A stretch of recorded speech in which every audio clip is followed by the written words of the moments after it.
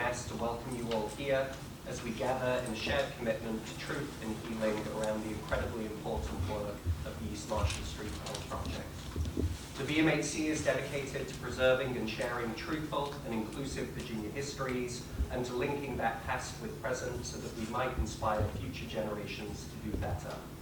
All here at the VMHC applaud the much-needed reparative work of the East Marshall Street Oral Project and are inspired by the decades-long work and efforts of the Richmond community in seeking justice for those whose bodies were used without consent in medical training and research in the 19th century.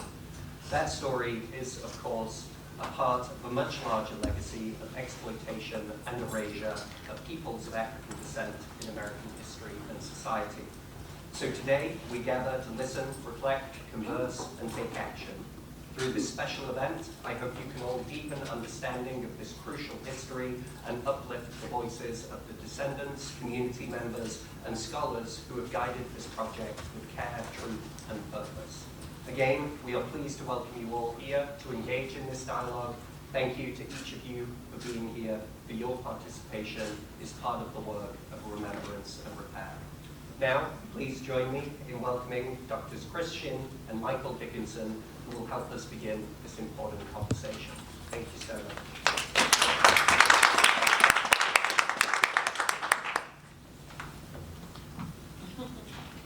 The shorties at the mic. Many thanks to Dr. James Ferrer Brooks and to the Virginia Museum of History and Culture for their hospitality in hosting our event. And welcome to everyone here this morning. We're so happy that you're able to brave the traffic and decline running 10K early this morning to join us. My name is Chris Shin. I'm an associate professor of gender, sexuality, and women's studies, the director of the Health Humanities Lab at the Humanities Research Center, and the co-director with Dr. Michael Dickinson of the Health Humanities Lab's East Marshall Street Well Oral History and Memorialization Project. The project seeks to amplify the East Marshall Street Well Project's Family Representative Council's priorities around memorialization and research. You'll be learning more about the project during the program today. Information about the different organizations and the speakers is available through the QR code on your program, and you can also just link it here. This symposium links the East Marshall Street Well Project's efforts to broader regional and national struggles. The first part of the day will focus on a local project, the East Marshall Street Well, and then we will look forward to some rich discussions from other descendant community organizations. A warm welcome to Jazmin Benton, Sacharja Cunningham, and Lex Wilson from Finding Ceremony, Black Philadelphians Descendant Community Group, and to Jessica Harris and DeTeasa Gathers from the Descendants of Enslaved Communities at the University of Virginia, as well as to Richmond's own, Dr. Carmen Foster from the Family Representative Council. Also, don't forget Christopher, you just walked in. Oh, also, of course, Christopher Rashad, who just walked in. Welcome, Christopher, as always. The Health Humanities Lab at the Humanities Research Center would like to thank the Humanities Research Center and its director, Christina Stanshu, who is here. Sorry. Welcome, Christina. And to Administrative and Communications Coordinator Ellie Musgrave for all their support. We would like to thank our co-sponsors, VCU's Office of Health Initiatives, and Sheryl Garland, Chief of Health Impact and Executive Director of VCU's Office of Health Initiatives, who so generously agreed to moderate the afternoon roundtable, as well as Director of Patient and Community Services, Ann Massey, and Director, Education Research, Logan Veteran. We would also like to send a heartfelt thank you to Gwen Whiting, and especially Carmen Foster and Stephanie Smith, who was not able to join us today, and we're sending lots of good wishes for her speedy recovery. We would also like to thank other members of the FRC, Christopher, who have been unwavering in their commitment to ensure the remains found in the East Marshall Street Well and in their support of our lab and its students. I will now turn the mic over to Dr. Dickinson, to whom I would like to extend my own personal and profound gratitude. He has been an ideal colleague and collaborator, patient, generous, and good-humored, even through unexpected races and other hitches in programming. And it's been such a privilege to work with him. Dr. Dickinson.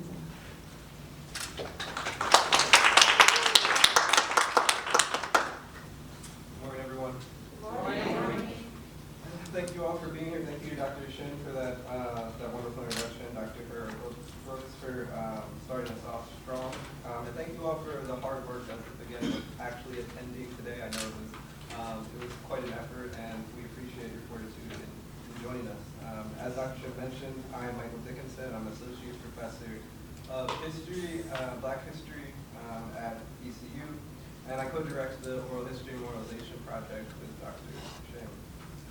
Again, we're immensely grateful to all those folks and institutions that are supported us through this work and our time on the project, and we are immensely grateful for you all today.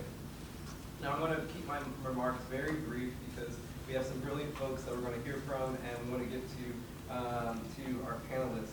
But as my elders always taught me to stand up, speak up, and sit down, because that is wise advice. Chris just walked through what our time together is going to look like, and I want to just add on to that, give a bit of background into how we were trying to plan, or our vision behind this event today. We've had the pleasure working with and toward the larger East Marshall Street Well Project for the past few years, and have been fortunate enough to witness the commitment, leadership, and partnership so central to the project. Today you'll hear about some of the incredible work spanning over a decade, of which our labors are only a small piece, and which we certainly look forward to sharing with you all. But this can and should be seen as a larger regional and national effort to hold institutions accountable for wrongs perpetrated against people of African descent. Indeed, these oftentimes siloed efforts in communities near and far, when brought together, collectively form a vivid tapestry of Black exploitation and demands for redress. That said, we wanted to ask the question, what does and should reparative justice look like in addressing historical wrongs? More specifically, what does it look like when communities demand justice for historical injustice? And this is important for present-day implications. You can't forget that.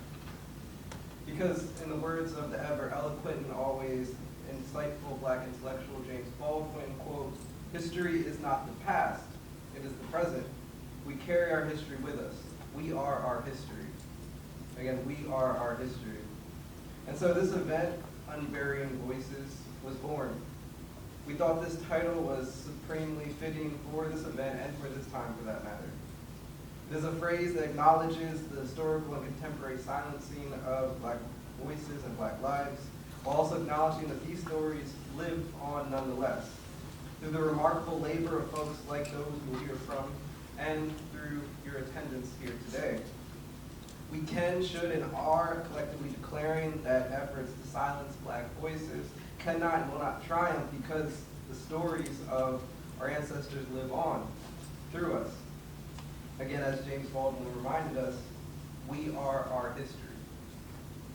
This important fact compels us to work together to unbury voices, silenced, disregarded, marginalized, both in life and oftentimes even in death. So that is our goal for today. And we want to thank you for joining us in this noble pursuit. Indeed, much of the history you will hear about during this program will be disturbing and challenging. But remember, it is our duty to give voice to the voiceless, echoing demands of justice from ancestors long past. With this in mind, I would like to end my remarks with a brief moment of silence as we reflect on the lives and the contributions of our ancestors. So please join me with a moment of silence.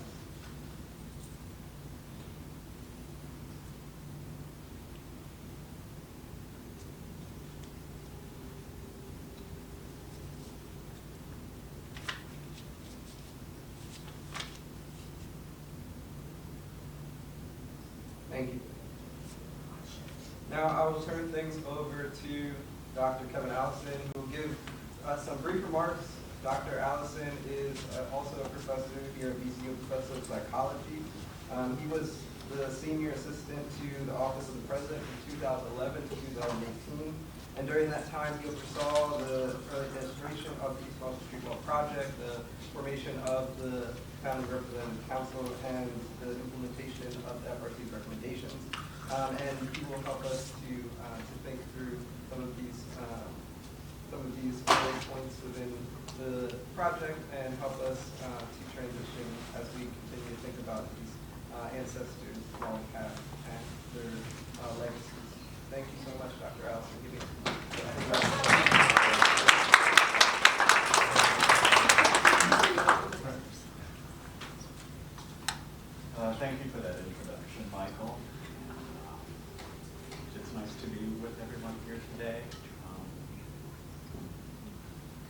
when we gathered to do work relative to the ancestors whose remains were discovered in the East Marshall Street well, we always began those sessions with a statement of acknowledgement. So I want to share that with you as we gather today to reflect. We acknowledge the lives, history, and unrecognized legacy of those individuals whose remains were discovered in the East Marshall Street well, and pay our respect to elders, both past and present. And as Michael noted, I think those words are particularly important during these times.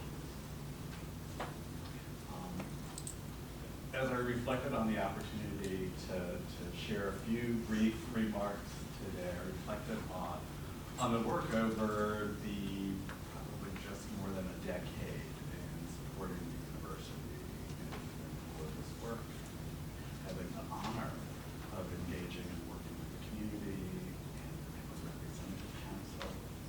And so in reflecting on that, I'm actually going to take a point of privilege relative to being a descendant of enslaved, maintaining my citizenship and First Amendment rights. So for these comments, I would like to note that I'm not speaking on behalf of or as a representative of the university.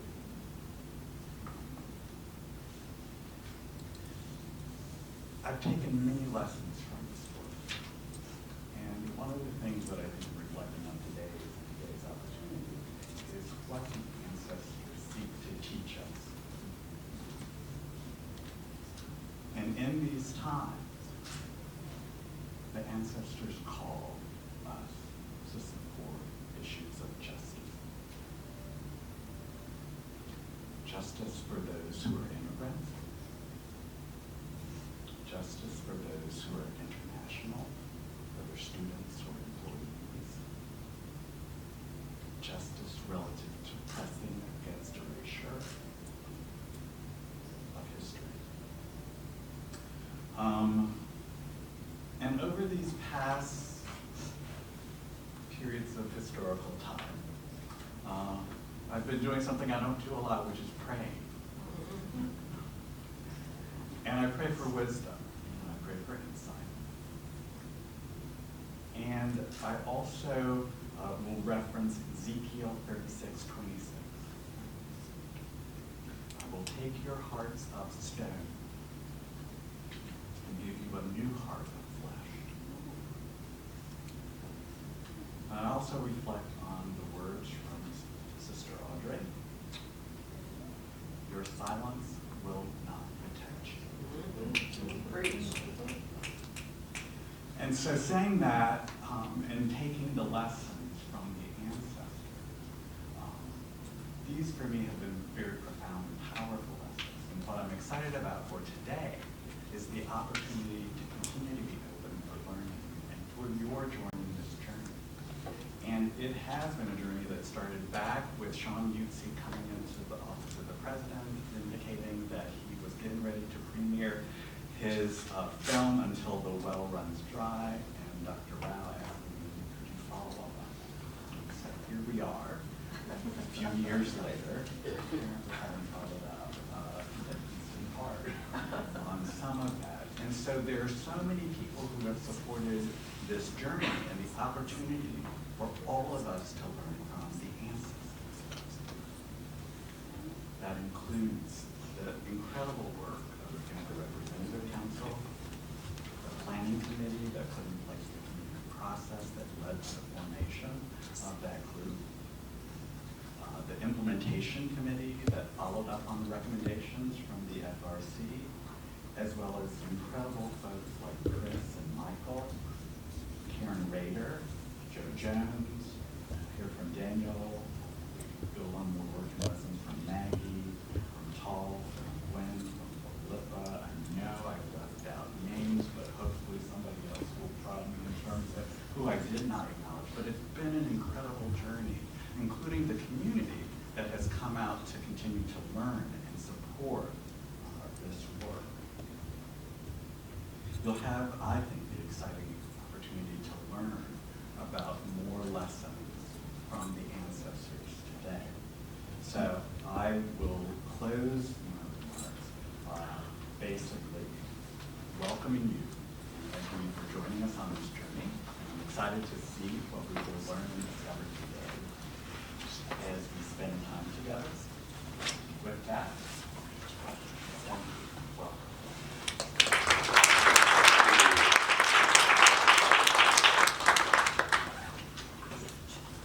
Thank you so much. Thank you so much, Dr. Allison. It is my pleasure to now introduce Dr. Carmen Foster, a member of the East Market Street Road Project's Family Representative Council and co-chair of the Memorialization and Interment Committee. I could go on about her impressive credentials, tireless organizing work, and deep roots in Richmond, along with so many other aspects. But I think it is best to summarize by simply saying that she has been an invaluable resource, a mentor, and a role model to so many in countless ways, and I include myself. Unfortunately, because of an unexpected illness, Stephanie Smith could not join us today, as I mentioned earlier. And can we all just take a moment to send her our best wishes and for a speedy recovery, and that we're thinking about her. Thank you. Okay, you ready? Ready.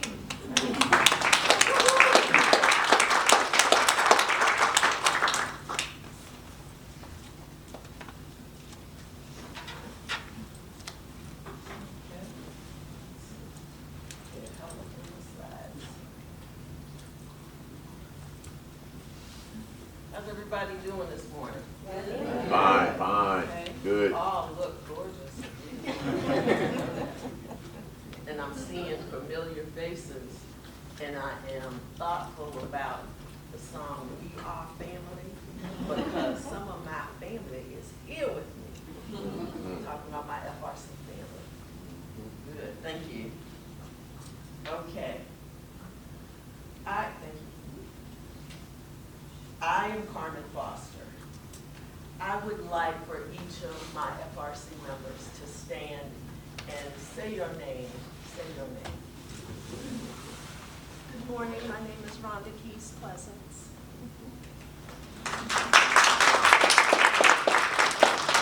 I'm known as Christopher Rashad Green. I live here in Richmond, been here for about 30 years.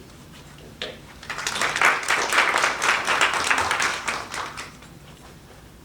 Again, I'm Carmen Foster. You can see, as family members, we each have a name. But let me tell you, the ancestral remains have no name. They have no family to speak for them. And so we are 3 of 7 people from the Richmond community who choose to represent ourselves as family to them. So today we're going to time travel from 1838 to 2019 as we honor those remains that were uncovered in the East Marshall Street well. So I want you to close your eyes. You can see we're doing a lot of meditation here. And I want you to breathe. I really want you to focus on the power of your breath as you breathe in and out. Breathing is what acknowledges the fact that the energy force of life is in us. Prepare for a moment of silence, reflection, recognition.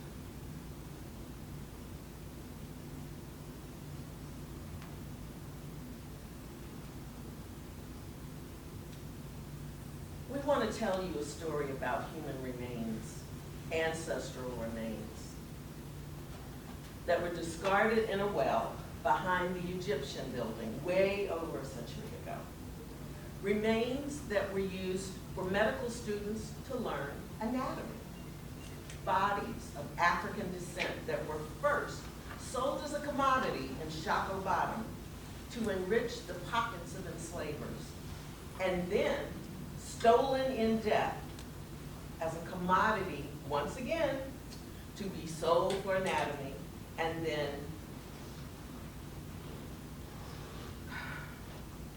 dissection.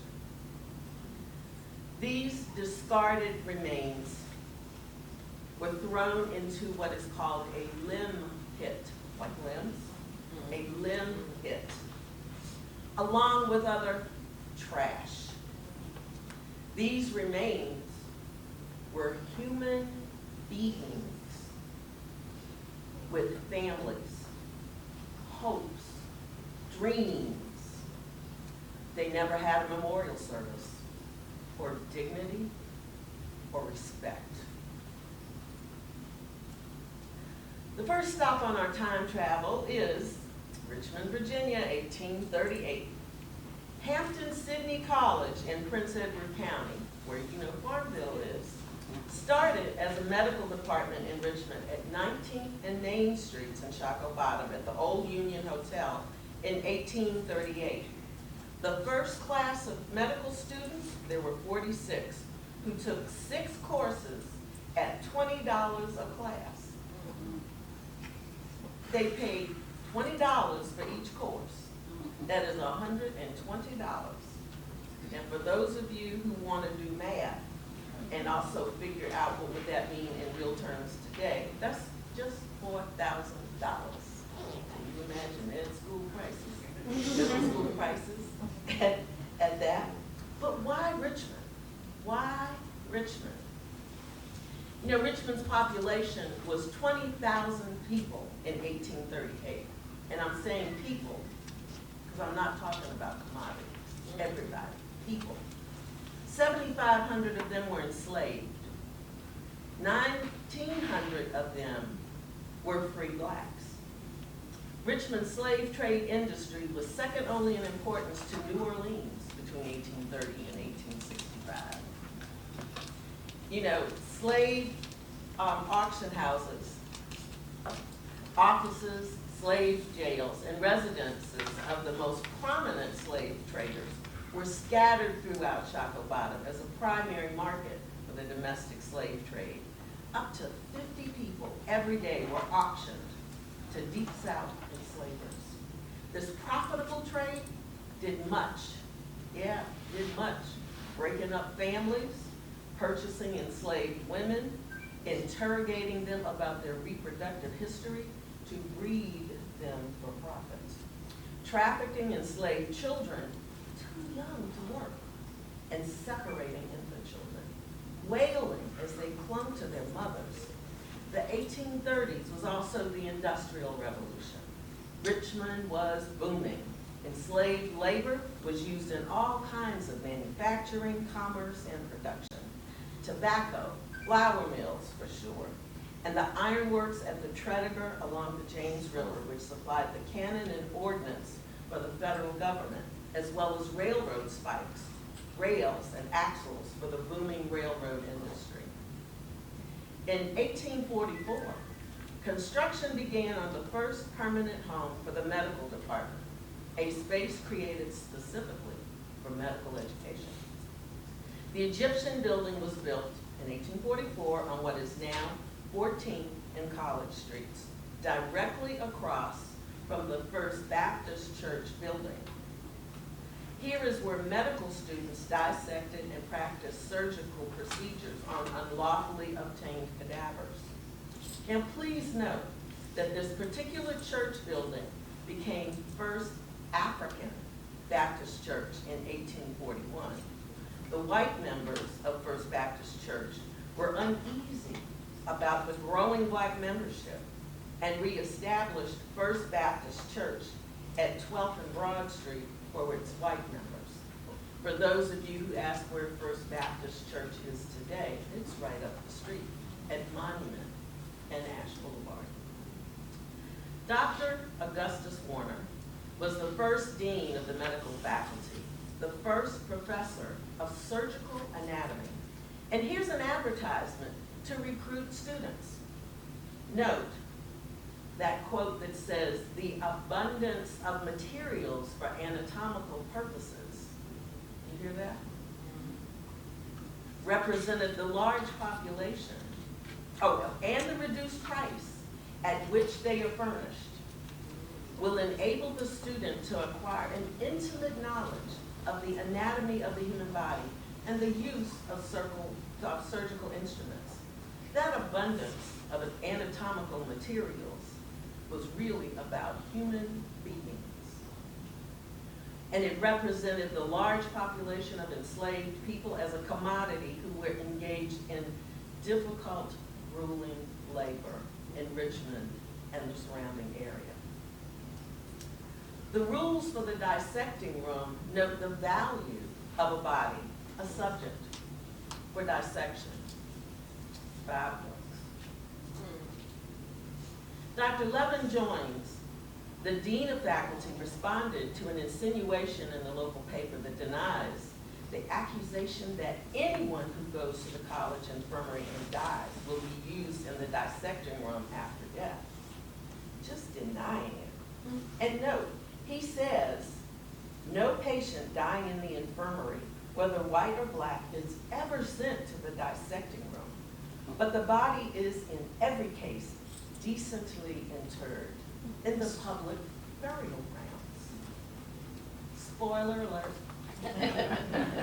So how did these remains wind up in the well?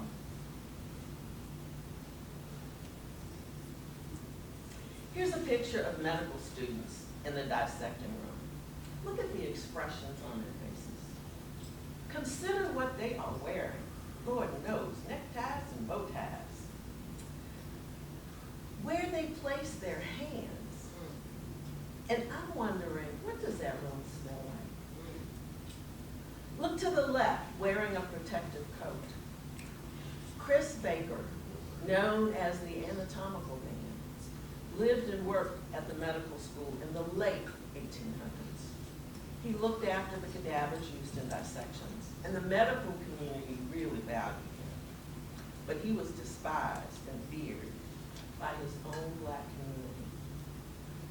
Resurrectionists is what they were called. So interesting as we're in the season of Passover and Easter. Resurrectionists were those who stole dead bodies from the public burying grounds and profited from selling them to medical schools. So let's fast forward to 1994. The Medical College of Virginia campus began constructing a new medical science building on the site of St. Philip's Hospital, a segregated facility for black patients from 1920 to 1962, which also had a training school for black nurses and was behind the Egyptian building. The VCU Archaeological Research Center prepped for the construction site excavation, but only for a few days. On the last day, they watched in horror as backhoe operators pulled buckets full of human remains before the construction crews covered the well and continued the construction process. The university failed to file a report on the discovery and the removal of the remains. No mention was made of the well. The archaeologists salvaged the remains of 53 individuals, including 9 children, from the mid-19th century, and sent the collection to the Smithsonian for analysis and storage. This was 1994. So, in 2009, President Michael Rao becomes VCU's president. In 2011, VCU professor Sean Utsi produced a documentary, Until the Well Runs Dry. You can see the whole documentary on YouTube if you like. And it highlights the MCV story of medical racism, as I call it, and the exploitation of black bodies. I'd like to show you the 5-minute trailer. That'll pique your interest in seeing the whole thing on YouTube. Let's see if I can get it turned on from here, and let's hope that we have. I was at the age of maybe 10 or 12, and like the kids playing in the yard, my parents would say, Don't go near MCV on the other side of the viaduct. The student doctors from the hospital comes around and gets you and puts you in some kind of wagon or something because your MCV experiment on your body. one of the incidents that I heard, somebody would come up missing, a black woman, and nobody never investigated to find out what had happened to her. But it was assumed that one of the student doctors at MCV had gotten. It was just like a signal, like just a general warning of the old folks, in that area. Hey, at nighttime, you don't go across the River Bridge. Non-native Richmonders, when hearing these stories, might at first be inclined to dismiss them as mere folklore. However, in 1996, an archaeological discovery of human remains at the Medical College of Virginia provided evidence that the accounts given by these native Richmonders were grounded in a historical reality. I was asked to go down and look at some possible archaeological remains at MCV next to the Egyptian building where some construction was going on for a new facility, medical college. There was an old well there, and the well was essentially filled with various kinds of artifacts, but primarily human bones. It was pretty obvious to me that we were looking at a mid-19th century repository of cadaver remains. Later on, we had most of the human remains at least studied briefly by forensic anthropologists at the Smithsonian Institution, and the report came back that they were virtually all those of African American people. So folklore becomes truth. The human remains found in the well outside the Medical College of Virginia sheds light on the existence of an industry that once flourished in Richmond, the trade in human cadavers for medical dissection. And the person responsible for this well, for the acquisition, keeping, and disposal of the human remains used in this way, was a black Richmonder named Chris Baker.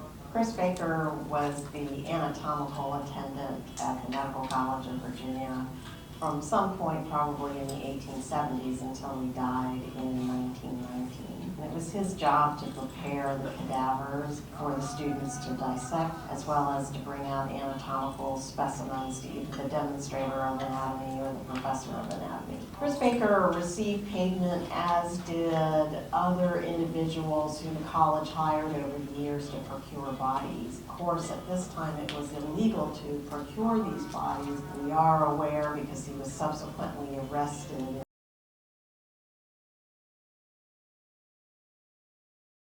Now, and they look something like this, so you can scroll down, click on the one you'd like to see, and it'll pop up on the page, and you can download the transcript. This is what a lot of our student fellows have worked on, but we're really excited by it. It's a long time to get here, and so just keep an eye on this site as we continue to publish.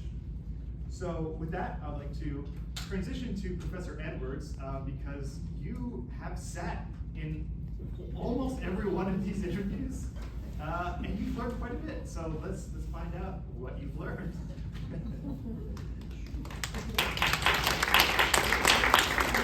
Yeah, that's probably a more natural fit. Yeah. Can you grab a mic? Yeah, sure. Yeah, maybe I'll. Hello. There we go. So, 30 interviews, lots of different people, diversity of experiences. What are some common threads that have emerged? Good afternoon. Good afternoon. I was one of those people who forgot about the I came from the north. Anyway,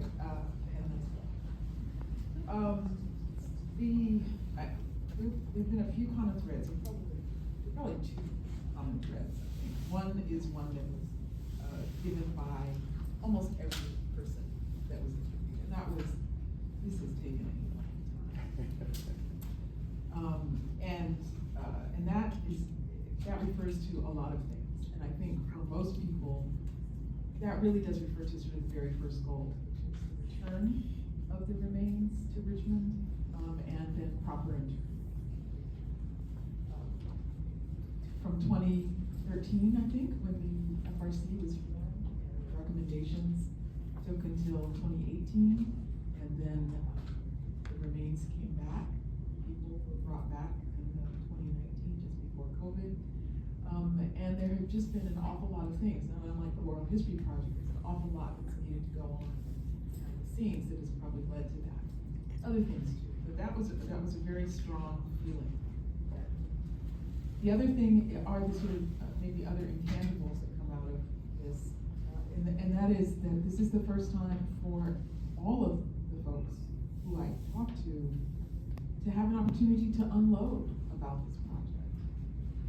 And that pointed to the fact that, you know, after I got over sort of the excitement of being a part of this and talking to people who I knew had very deep experiences with it, I sort of, after a while, I began to realize, no, actually, these are individuals who really went through something at whatever point they encountered this project. And we were talking to people who, if we were fortunate, were around in 1994, so they talked about the discovery and the recovery of those remains in that process and what it was like to be a part of that.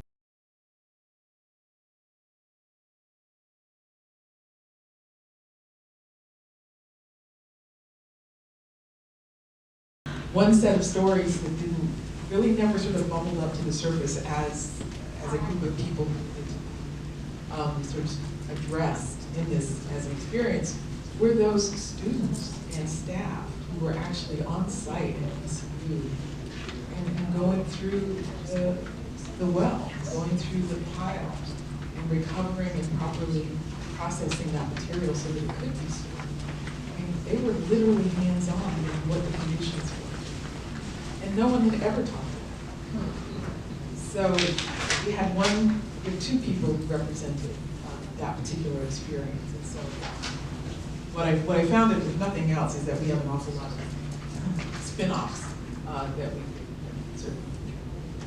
Yeah, and it occurs to me, you mentioned that this was an emotional journey for all the narrators you spoke with. How did you find that personally? Where you have to kind of create some space? I know we sort of rushed into this project. How did it weigh on you? You know, I'm the kind of person who responds late. Sure. So I think it's really only been in the last couple of months that I began to say, somebody's going to have to interview me. I think I need to unload it. Yeah. And I think really probably because it is, there are so many people who have had very distinct and specific experiences that are still going through it. And so at a certain point, you know, the interviewer feeling like, boy, it would be helpful if there was an actual therapist in the room right now. You know, just, yeah, it began to feel more and more not like a good industry project, but like a privileged space to be. Yeah. So, in all these conversations, is there anything that sticks out that sort of surprised you? Maybe pieces of, because for those of you who don't know, Professor Edwards has been involved with the project for a long time. You're actually on the planning committee. Stepped away and came back. So, were there pieces of the history or the project that you sort of were like, oh, that's actually not how I thought that happened, or did you learn anything? The biggest thing probably is that, so keeping in mind that this is an entirely new project, there was no template, there was no precedent for this kind of project. And so, and also this was, when we started this more than 10 years ago, the state of research and technology was very different. And one of the things that was really very popular, and sort of the second thing out of everybody's mouth when they said, "Ooh, we found the names," is, "Ooh, can we do DNA and find out who they are?" Right? And so we're all very excited about that kind of possibility, but the field was not really ready for that, and we had to have, right? Everyone had to go through a lot of education to understand the state, of the science and the state of the ethics. As well, that's involved in wanting to ask these kinds of questions. What are we entitled to know is sort of another aspect of it. We think, part of us we have a right to know. We have a right to know our history, but that's also coming from a particular place.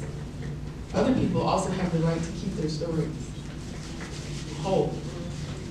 And that's very, very important to respect. And that's one of the reasons why the permanent revocability of these narrators' stories is an important part of the process. So, learning over those things. Probably the most startling thing was having the conversation with Al Simmons. Because in the meantime, after all this time, technology and process did evolve. And it's not that we can find out exactly who people are yet, that wasn't really it. But it was the idea that they could put these bones back together, form whole people in some instances.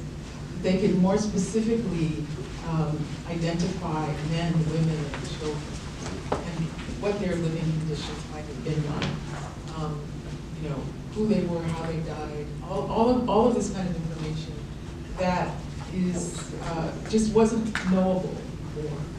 How much we owe to the New York African Burial, the precedent that is. Simmons was a biologist. Sorry, yes, sorry. Tal Simmons is the forensic scientist that ran the lab that did the research on the remains in order to be able to get that information. And of course, there's a long process for that, and it was on one of the slides where there had to be an agreed upon research program, and the level to which, because DNA does require material, the level to which some of that material could be extracted in order to get that information. So that had to be agreed upon in advance. So this is another reason why it took time. Yeah, and I do think that is so important, because you mentioned the goal was to reassemble these remains for the dignity of a complete burial. A lot of times when I'm sort of presenting in things like this, people will come up and they do say, oh, well, DNA is this magic bullet, can we just like throw this at our project? And I always caution them to say, you actually can't learn that much from the DNA. There's this one specific goal here that I think warranted that process, but otherwise, historical record. Yeah, so historical record, DNA right now, it's affirmation, it's confirmation, that kind of thing. But it is not, well, I guess it's a dipstick. It's kind of a dipstick. But yeah, it's not. Yeah, so let's see. You mentioned the New York African Burying Ground and that being kind of one of the only models at the time. And you also mentioned in the beginning, one of the common threads, this project has taken a long time. So now that we've spoken to all these people, what have we learned about the structure of these kinds of projects? If you were going back in time and talking to yourself in 2013 on a planning committee, how would you say we could improve upon structure?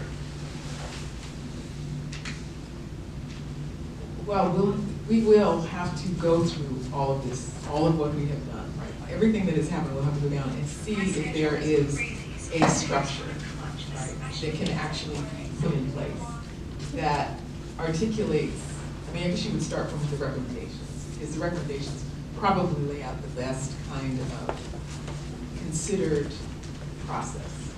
It came halfway through. So I think that that's what I would look to.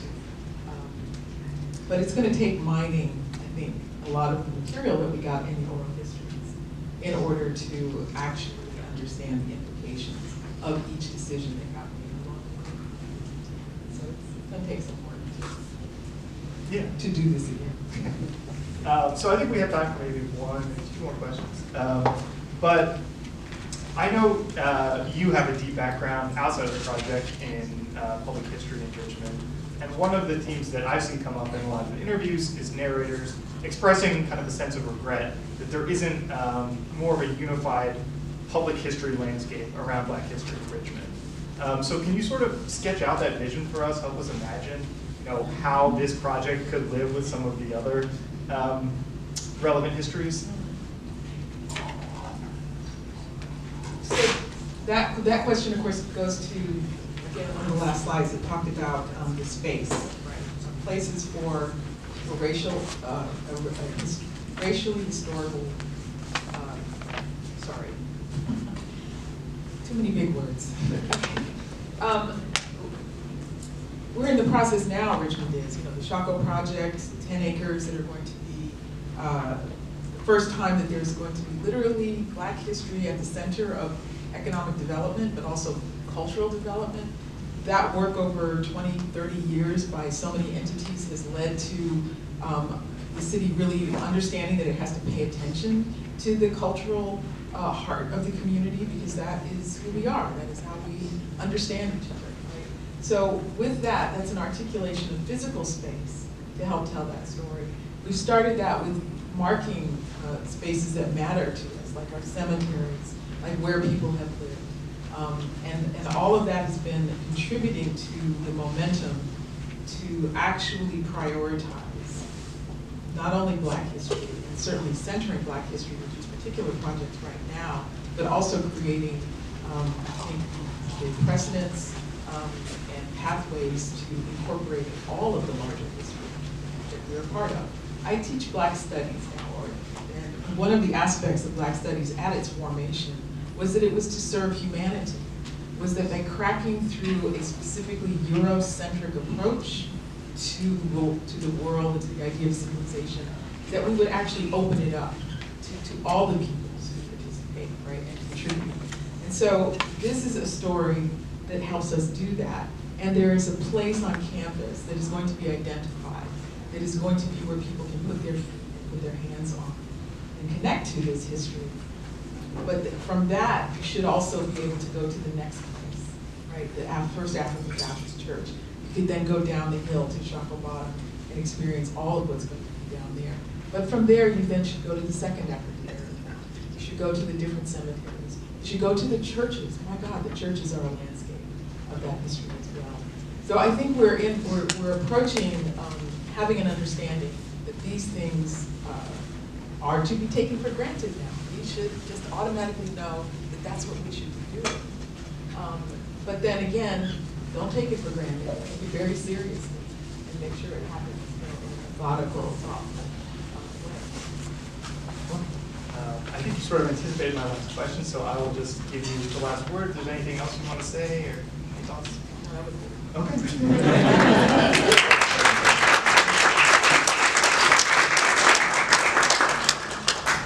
And thank you, because, oh my God, that's all this is people, right? That's it. It's the experience of people, and it has been remarkable. Thank you so much. Dr.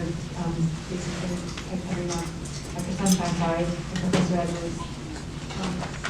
So as Dr. Dickinson and Dr. Sunshine discussed earlier, the Health Humanities Lab's Oral History Memorialization Project has been working for the past 2 years with students to advance 2 of the Family Representative Council's priorities that Dr. Foster outlined earlier, memorialization and research. This year, Dr. Dickinson and I have been meeting with 2 graduate and 9 undergraduate students weekly as they learned about the history of the East Market Street well, processed oral histories, worked on their different memorialization projects, and prepared for public events such as this one.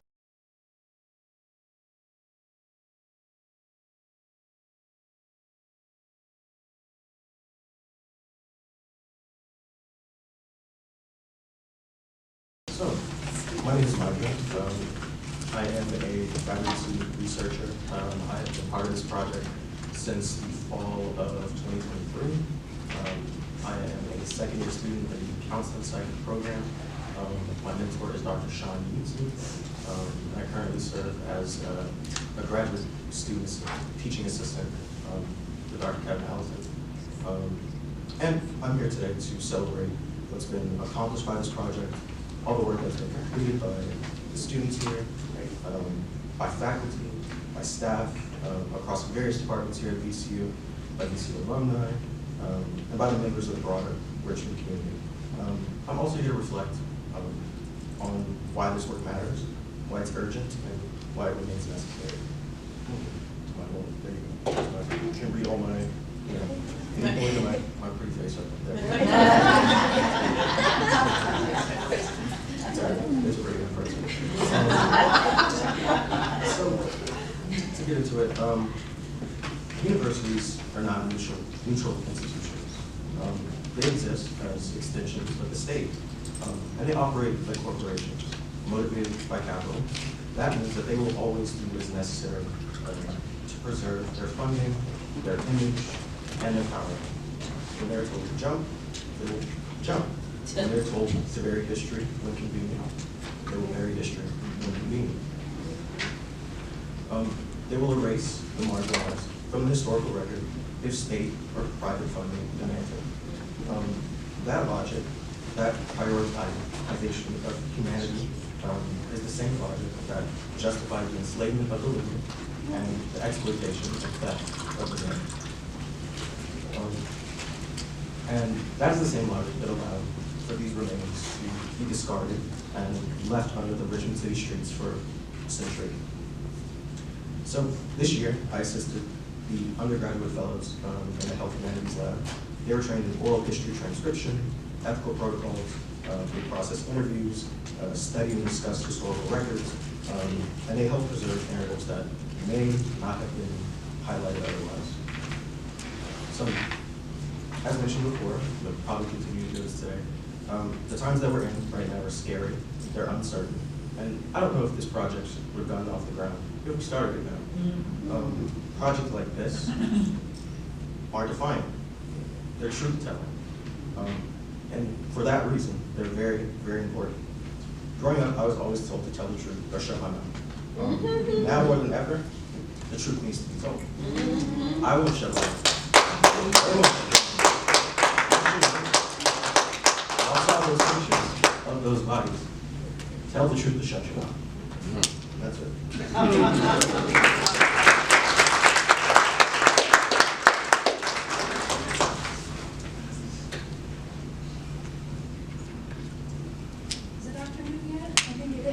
Good afternoon. My name is Maggie. I'm a first-year PhD student in the Media, Art, and Text program. I moved here from Nebraska. I have a counseling psychology background. And for 12 years, I was a body worker. I was a massage therapist and was trained in various healing arts modalities where oral history, as far as the body speaking, nonverbal communication, was my expertise. And I am so honored to be a part of this community today in Richmond and to continue to grow in learning about how we tell our stories. As a graduate student in our lab, I've witnessed something truly empowering in how we approach research and community engagement. What makes our lab unlike any other research experience I've had isn't just about the research we are producing.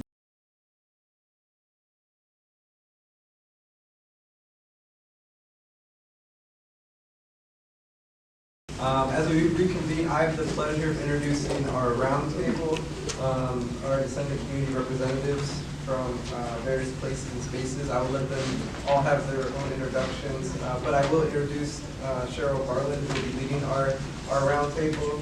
She serves as the Executive Director of the DCU Office of Health Initiatives and Chief of Health Impact. In that role, she's responsible for building programs and partnerships to improve the health and population of the community served by the DC policies. And with that, I will transition to Sheryl. Thank you.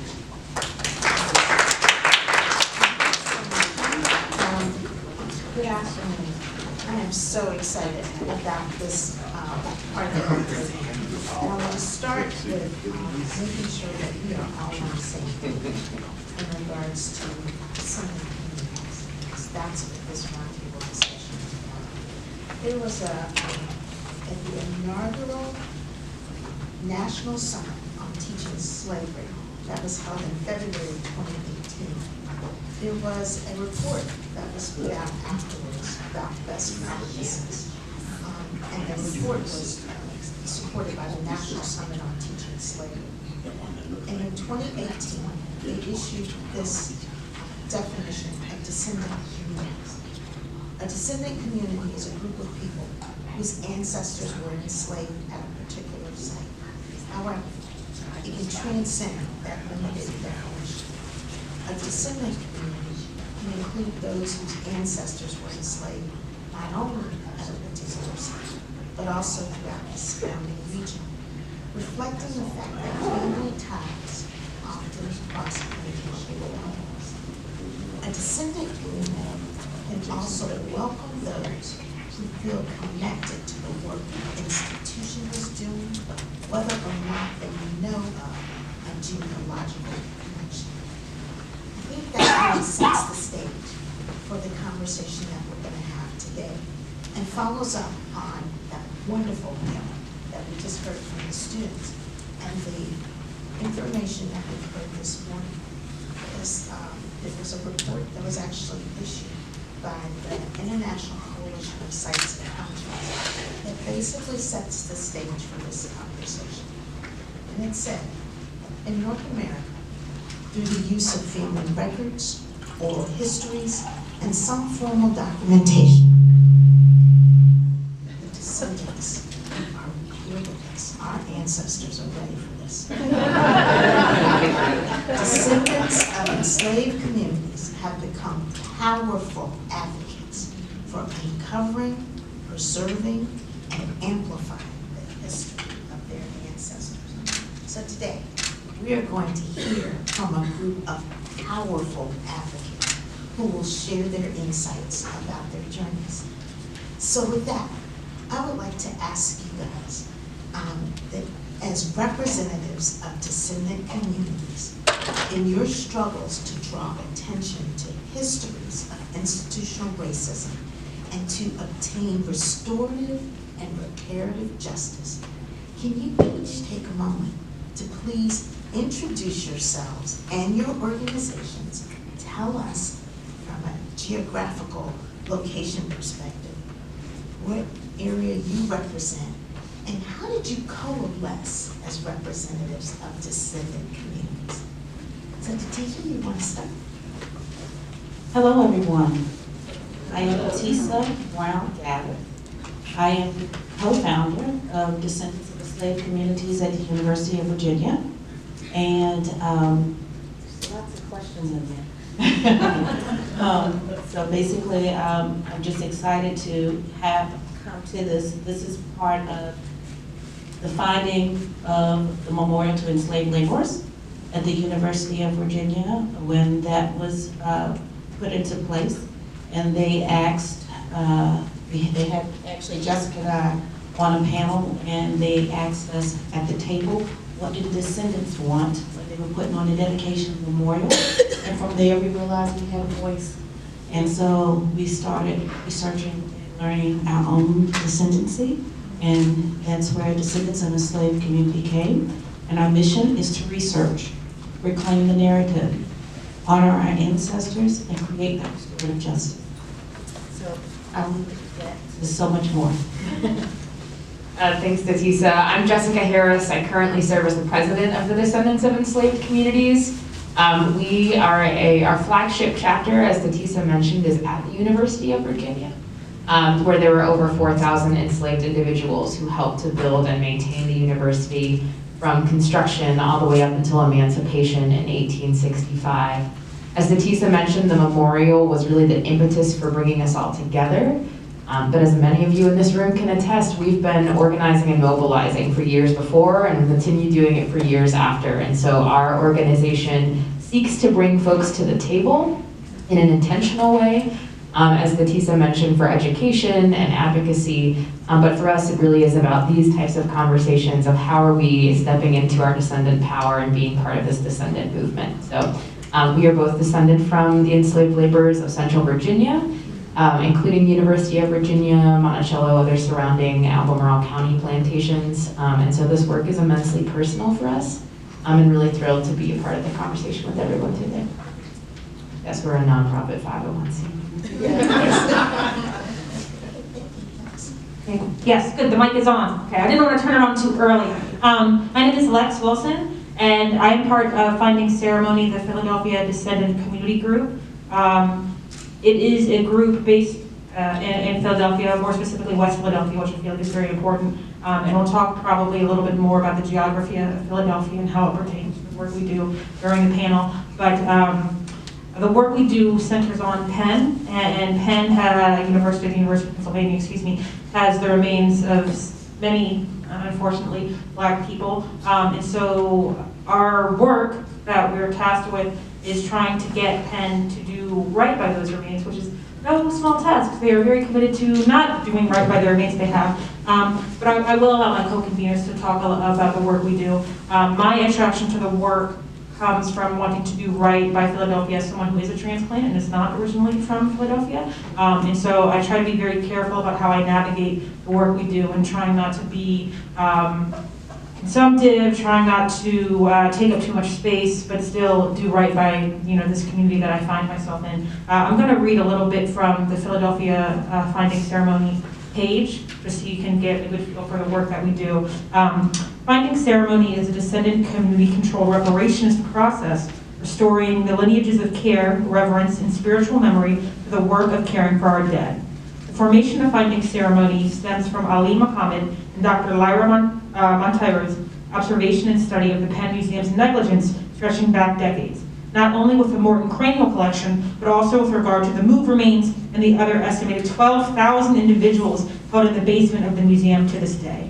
Our core principles, the Penn Museum and the University of Pennsylvania have no decision-making role in the process return of the ancestors as they are perpetrators of harm. They cannot be part of the healing work.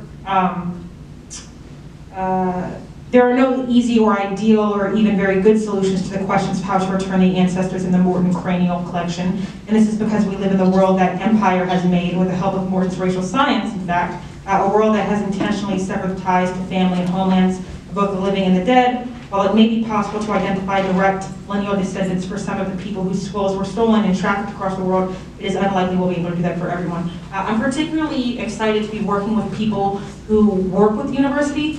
We have not received any support from Penn in the work we do. Tremendous opposition, lots of lies. So it's really, I was very excited when I got the call and saw, oh wow, this is what it looks like when a university actually prioritizes trying to do right in some way, That is not what we're getting here in Philadelphia. We're out in Philadelphia. So I'm really excited to be here with the other panelists. And I will hand the mic to my co-convener. Hi everyone, my name is Sacharja. I am a part of the Black Philadelphians Descendant Community Group. I'm also a scholar, poet, educator, and organizer. And I mentioned poetry because that was actually my first entry point into ancestral veneration, and I think that prepared me for this work in a lot of ways. I'll just give a brief history of Finding Ceremony and how that name came about specifically. So Lyra Montero had wrote an article about Penn's situation and museum ethics. And she ended the article talking about what could happen. So it was pretty theoretical, and this was in 2022. She talked to Ali about what should happen, and they were both aligned about the importance of descendants leading efforts to find ceremony for our ancestors.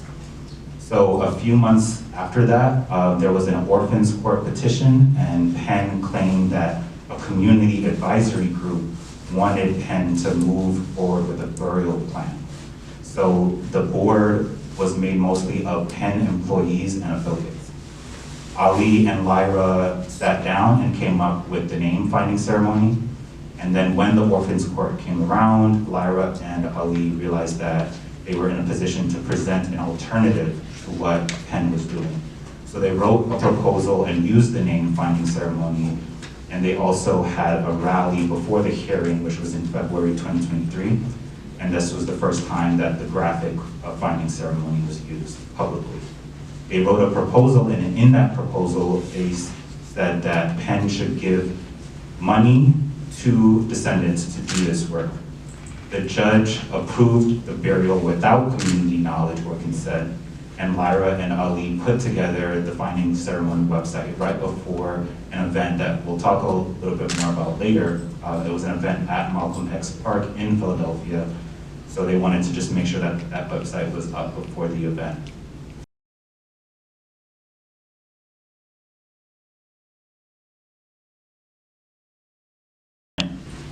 There wasn't going to be clear steps on how to move forward, so the group was formed to help with that process of stopping the burial, the internment that happened in February 2024. So I'll pause there and hand it over to Jazmin. Hi everyone, my name is Jazmin Benton, and I am an art historian and scholar who also lives in Philly right now. I am a member of the Descendant Community Group, and like Lex and Sacharja, I am also a transplant to Philadelphia, and I consider my work in the Descendant Community Group to be a way of giving something back to this community that's been so welcoming to me. As Lex mentioned, the Penn Museum has hundreds of people held in their collections, and a part of when the Descendant Community Group was convened, a part of what was desired was to research a group of Black Philadelphians that we know are part of this number, who died, like we have a span of years in which we know that they died. There's very little information publicly available about them. So the hope is to find more. So I am one of the researchers, one of the volunteer researchers in that team as well. We have a lot of wonderful volunteers who help us out with this, but as of right now, I'm the only person who is both the Descendant Community Group and one of the researchers. Thanks again for inviting me. I guess this is getting close to good afternoon. You've met me before. I'm Carmen Foster. I am one of a family representative council. And as I say my name, we have a couple of other people that are in the audience, and I would be remiss if I didn't ask my family to stand up and just say your name again. Yes, because we have another person that came in as well. Okay, so please rise. I rise. So again, my name is Rhonda Keys Pleasance, and I'm a member of the Family Representative Council. Christopher Rashad Green, I live in Richmond. I'm part of the FRC. Thank you. And Joseph Jones, also a member of the Family Representative Council. All right, now I would also be remiss because I kind of spread myself out. I'm also an advisor to the Descendants Council of Greater Richmond, Virginia, and I would like for them to rise who are here and say your name. Jareen Fleming, I'm a descendant. My family's been in Richmond at least since 1860, 3 people of color in Richmond. So I have to assume that my ancestors were buried in these places that were directly affected by these practices that we're discussing today. Loretta Tillman, co-chair of the Descendants Council. My family's a long history in this area. One of them pretty much he was enslaved there, he was a woman slave. So people rented by his father to work in here for summer. And lived in here as a semi-free person while slaves. We don't know where he is. Thank you. He could be one of these. Thank you. And the reason why I do that is because we are connected in community. I want us to always remember that it's not only who's in front, but it's who's all around us, because we come from the collective. And I also mentioned that I am part of the Descendants group for Central Virginia, because those who enslaved my family are from Louisa County at the Iona Farm, and also in Matthews County at Poplar Grove, who an early dean of the Medical College of Virginia was born. So I just thought the weaving is amazing. Thank you. So thank you all, and thank you for those who joined us, who recognize, really appreciate you being here today. I am interested, you guys have given a little bit about the history. What are the current priorities of the goals for the work that you're doing? Where are you in those efforts?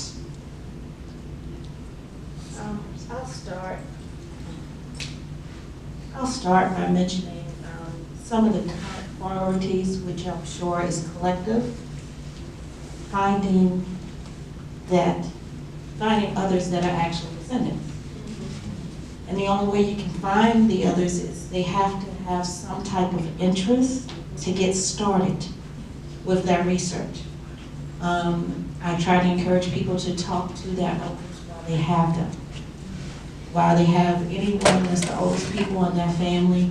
And they say, well, it's so hard to do. And I said, well, next time you're sitting with them, grab that picture album that's been sitting there beside them and flip that book open and just start flipping and let them talk.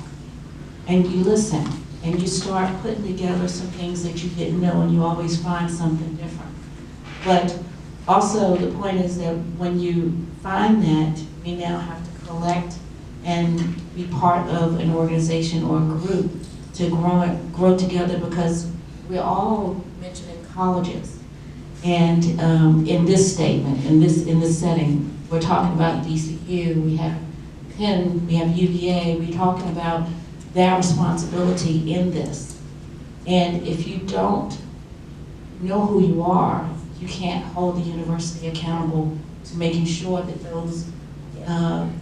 those harms and those injustices are met or even addressed. So it is a difficult road. Yeah, I'll add to that too, and again, I think we're going to hear a lot of similarities. Two things for us right now are preservation and reparation, and viewing those in conversation with one another, right? We preserve this history, we tell this history because it's important, but also because it's reparative, and we tell this history for further reparation and for advocating for further reparation. Dr. Sunshine mentioned that when talking about oral history, right? Even the act of doing an oral history is incredibly important, as Dr. Edwards alluded to, right? That is an act of repair, but also once you know that history, what are we doing with it in this moment to work toward further repair as well, and not leaving it relegated to the textbooks, relegated to, as DeTeasa was mentioning, right, that the passing on, right? And so for us, we are working towards scholarships for descendants who are trying to connect with other descendant organizations to advocate and push for further reparations. And they take many forms, right? But for us, viewing this history as being an essential aspect that we need to uplift is important. Before you pass it down, I want to add one thing. When you mentioned education, I wanted to mention that Governor signed a bill for HB 1980. And HB 1980 stated that VCU, William & Mary, Longwood, Virginia Military Institution, and Virginia Tech. Was it Virginia Tech? I think it was Virginia Tech. They all need to create memorialization and legacy scholarships for descendants. So therefore, we've started on both pieces for us for UVA. Not sure what the world is going to do now. But the point is, you continue to do the work to find those people that are actually descendants, so that when these opportunities come open, they have a shot. So we want to continue to do the research, but just know that HB 1980 is out there, and it's something that we're all working towards.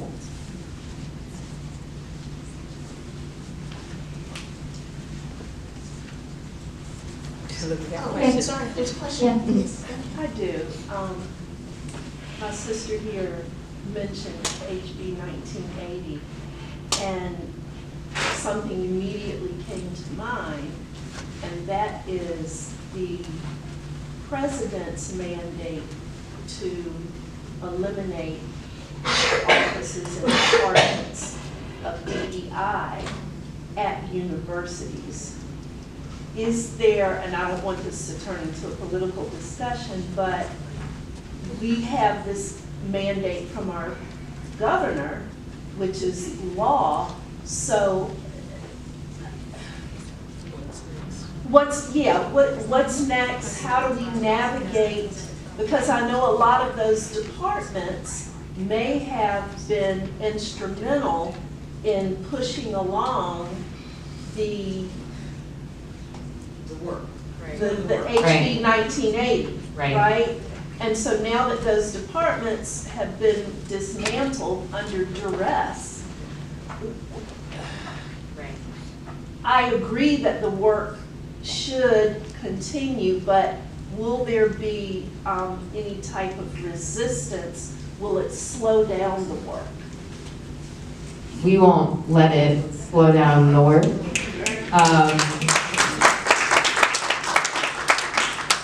we won't let it slow down the work.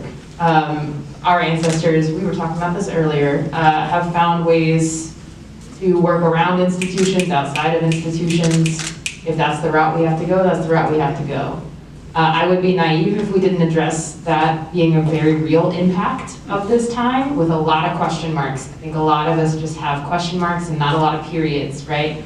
But we won't let it slow down the work. It might take different forms. We might have to be innovative and collaborative. I think that's the biggest thing, working together, working in tandem, but we can't let it slow down the work. And so for us, no matter what form it takes, it's going to take working in conversation and intentionally alongside those that are in this effort with us. And we'll just see what comes next. That's what I felt. I just needed to hear it. You got it. Put a big exclamation point on it. And yes, please. I'm so glad this came up on the front end rather than be in the back end or in the whispers as we eat lunch. So thank you, my FRC folks. I'm so glad I'm part of the family. I think that's important because I will say that the work that the East Marshall Project has been doing through the Family Council, we are in alignment with something that's called Project Gabriel, which is BCU's work to move 1980 forward. And I just want to acknowledge Stephanie Rizzi. Can you stand so they can see you? Who's the director of Project Gabriel. I know that as things are shifting, we still need to support people that are in place. And I love what's being said about we will not allow that to dissuade us. And I would suggest that we are all family together.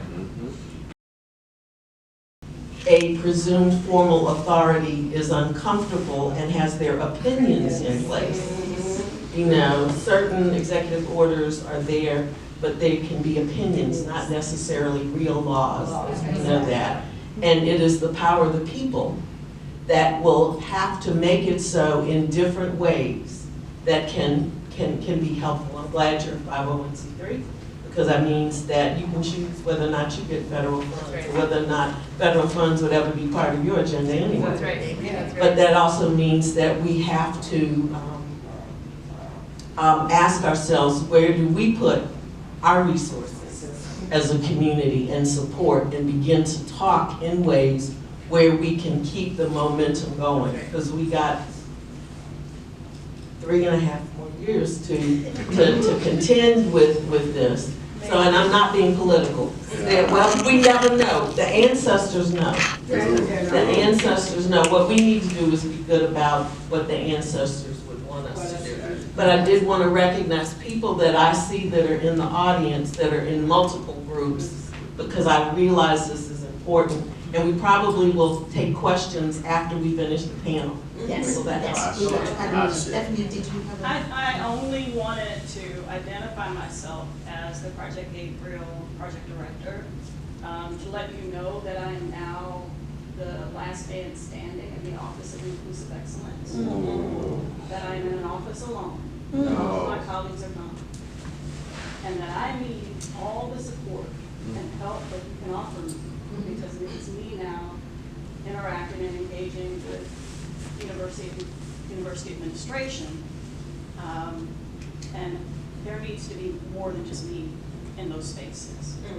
And so I just deeply implore you to connect with me and help with this effort. Folks, please, if you have an opportunity at the end, please connect with Stephanie so you can get her contact information.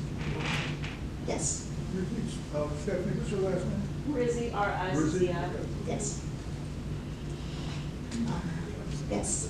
Oh, I just wanted to point out that signing ceremony, we are born outside of the institution and continuing outside of the institution, and one of, as we are working towards our goals and what we're working toward, it is working. Like that kind of work can be done outside of the school and outside of the museum, and we're supported by a lot of people who who donate their time and their money to us, and that is like directly to us and not through anything else, and that is invaluable. And so it just, it is rough because of all of these federal funding drying up or being redirected to the opposite of what we want as a people, but we're still here and we still do have all the power. Yes. So, I'm sorry, go ahead. And to build on that, one of our goals as Finding Ceremony as the Black Philadelphians Descendant Community Group is still to find ceremony for our ancestors. The process that I talked about earlier of Penn transferring the ancestral remains to the burial ground was not with our consent, knowledge, or blessing. So our work is still ongoing in that way. And another major goal is to learn more about our ancestors through research and genealogy work. So a lot of the work that is, supported by others that Jazmin was talking about. And then briefly with Finding Ceremony more generally, not just the Black Philadelphians Descendant Community Group, it's not just Black Philadelphians within the Morton collection at Penn Museum. So ultimately, our work as Finding Ceremony will extend beyond Black Philadelphians to also support those other descendant community groups and populations to also find ceremony. Yeah, I think we have, there are a lot of goals that we have in Philadelphia, but I think two of the main goals that I feel fortunate to be part of is simultaneously shining a light on what Penn is doing and how they work to cover it up and obfuscate what they're doing, right, while honoring our ancestors. And so we had, and we'll probably talk about this a little bit later, an action, something, there's a program outside on the table where Penn, in a rush, wanted to seem like they were doing right by these remains, and so they had a ceremony, lots of pomp and circumstance, very elaborate, meant to make them look like they were doing something good, right? And we had a sort of counter program that we were offering, right? And I think this moment really encapsulates what we tried to do with Finding Ceremony, which, like I said, is shining a light on what Penn is doing, how they are misrepresenting what they're trying to do, how they're kind of trying to thwart our efforts while showing a face to the public that makes it seem like they're working with us, right? But also being very intentional about honoring our ancestors. I thought about this as I watched the documentary, the clip, but I think a lot of the time the way people talk about anti-blackness right now, they use this phrase like black bodies, and I really do not like this, right, because they're talking about black people, right? And I find this comes up with the Finding Ceremony work, because we are in fact talking about people's bodies, right, remains, but these are people. These were living people with families, and I find it so funny that Penn is like, well, we just can't find the people, we can't find their families. We're $1 billion institution. You can't find some family? Okay, yeah. All right, you got a bunch of archivists working for free, right, while we go to school and have our 9-to-5s, but you as Penn can't find the remains. Okay, yeah. I got a bridge I can sell you, So anyway, I think, like I said, and I will reiterate, it's really, really important to do right by the black people, right, whose remains have been kept, to lift up our ancestors as best we can. And I really do invite you to look at the program because it is really good. We don't have a lot of information about the people whose remains we're connected to, but we do work very hard to build what we imagine their lives might have been like and celebrate those lives because they are worth celebrating. So thank you guys, and I want to follow up on several of the things that you mentioned. You've all talked about obstacles and challenges, and now we have the federal government that is introducing new opportunities for us to figure out how to be more strategic. So I am curious as to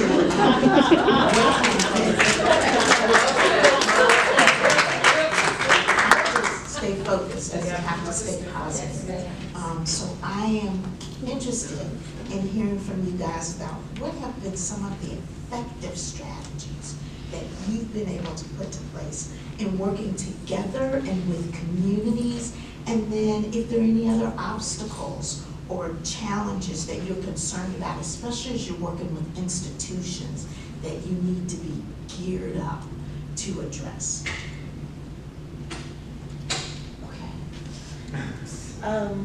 Like I said, I can say one thing that that we have in place. If you go to our website, DescendantsUVA.org, we have a film that's there that you can get rights to watch, which is where we originally met, or watching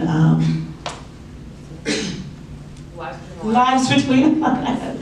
Lives Between the Lines. So you want to maybe get a chance to take a look at that, where you can honestly see some of the details that went into the build of it. So continuing to get the story out, to share that is necessary, and continuing research. That's where I am. I have my tongue quivering as somebody trying to talk. So I'm trying to figure out what they want to say. We'll be here ready to listen whenever you're ready. I'll just say briefly, collaboration, right? I think that has been essential for us. I mentioned earlier that we are DEC-UVA, really rooted in that Central Virginia area, but we just announced last fall kind of expanding that footprint to be DEC-VA, and really largely because the 4,000 enslaved at UVA came from across the entire state. And so it's a little bit of a misnomer to say that we're rooted only in Charlottesville. It really is a statewide effort. And so many of our descendants come from all over the state and beyond. And so for us to widen that aperture and view this as part of a movement and not just isolated to our individual communities, right? I think we've all kind of shared that, has been essential. And so for us, that collaboration has come through doing, shared events, doing shared programming. We hold membership meetings. We've seen many folks here on those calls, right, connecting with each other, encouraging ongoing research. A challenge is certainly the language with which folks are talking about this in this moment and how we resist and or adapt to make sure the work can continue. But that collaboration has been essential and will continue. Of course I go to speak, and that's when I get a tickle in my throat. The action is the place where it happens, right? And I think something that Finding Ceremony does really well is being in the right places. Being at Penn, confronting Penn, right? They say they're gonna have a ceremony. Guess what? We're there. You wanna have a program? Guess what? We got a program too. So I think we're really good at doing that, but then also being plugged into the community. I didn't mention it in the introduction. I kind of just focused on introducing Finding Ceremony, but I got into Finding Ceremony just by walking through the neighborhood, which feels very resonant to me. I'm gonna give me a minute to be corny because I'm a very corny person, but I was raised on Mr. Rogers, and so I do think a lot about the significance of being a good neighbor. I talk to my neighbors all the time, which feels very important to me. Again, my desire to be in the Philadelphia Descendants community is to do right by Philadelphia, and I think a lot about doing right by the neighborhood that I am part of. And the neighborhood that I live in is West Philadelphia, and Philadelphia is a city, like so many cities across the US and across the world, undergoing gentrification, and a lot of that gentrification in West Philadelphia pushes out from the university. So I live maybe like 10, 15 minutes past the university in the black part of West Philadelphia, which I very much appreciate. And so I was walking through Malcolm X Park, and I saw some people talking, me being a very curious, extroverted. I also attended that first meeting of the Black Philadelphians Descendant Community Group at Malcolm X Park. It was on May 26, 2023. And it was open, public invitation, publicized on social media. Like Lex just described, people were walking by and came to join us, learn about the history, the ongoing struggles, and just really want to uplift the accessibility of this event in physical space. And with that came some attendees, asking questions about why we can't just work with Penn. So it was also an opportunity for some political education about that particular context, about the history of Penn as an institution, and why we, in our context, can't work with them, and how they should fund this work as a form of reparations, and it should remain descendant-led. So just wanted to uplift that strategy of having it in a particular place, because even more recently, Penn Museum held, I believe, a series about ancestral remains. But I think thinking about the ways that, these topics are talking about, going back to the point about language, there are various ways that this work becomes inaccessible to people in the community. So I think we're striking a balance of understanding, when to, as Lex was saying, be in the community and actually be community-based, because that phrase, community-based, is also language that institutions use, and there's an elite capture of that as well, to use that terminology. But yeah, I think we're actually honoring the process of doing that community-based work.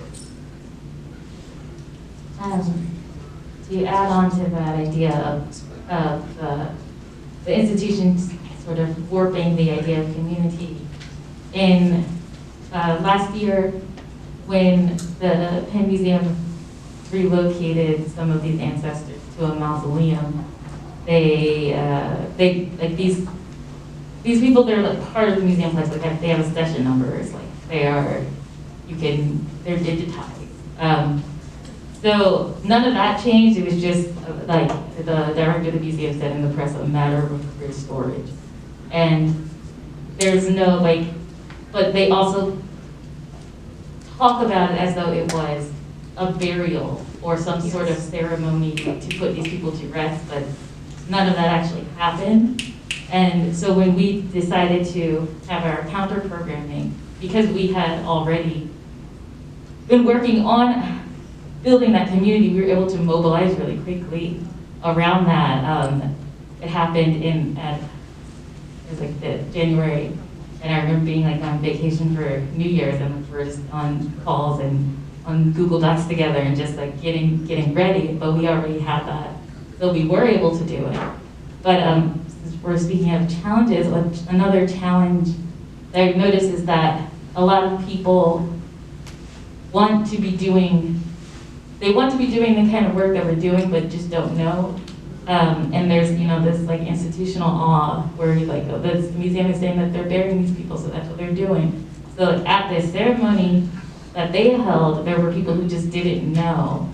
And because of like the funny language that we're using, like, oh, we're moving these people to a mausoleum, and it makes it seem as though that it's over, and not that it's still not an ongoing process. And so just being there and being able to directly speak to people who wanted to be part of something to lay these people to rest, but were misled, and be able to talk to them about what was really going on.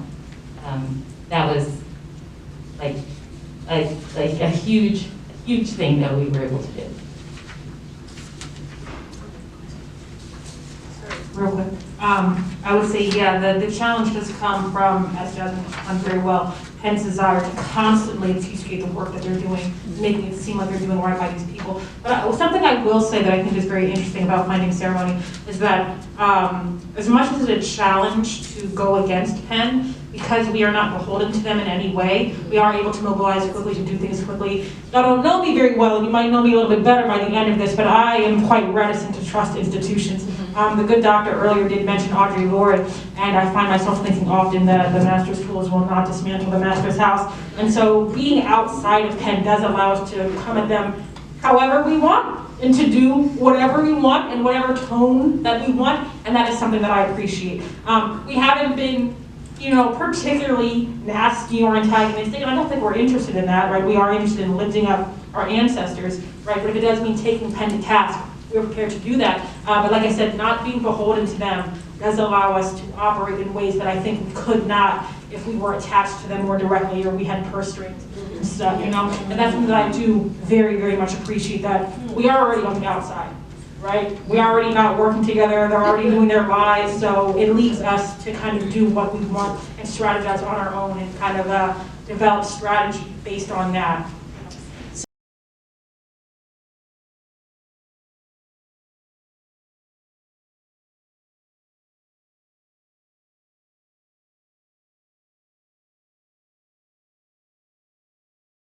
We have to take forward, and we can all be advocates within the network of communities that we touch to keep inspiring people through those ancestral spirits to not ever forget that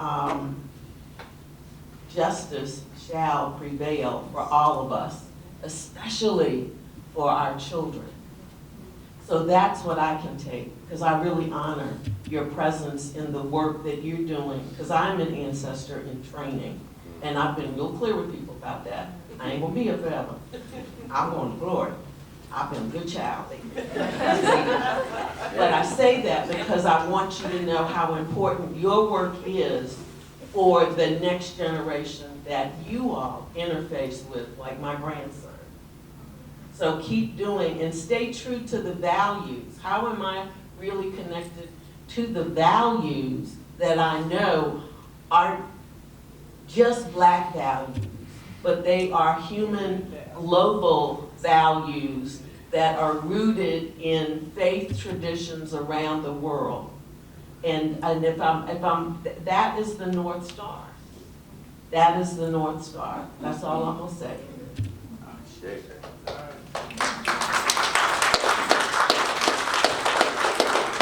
Someone want to add? I'll just be brief. Thank you for all that you said in your immense work. It certainly is part of this fabric.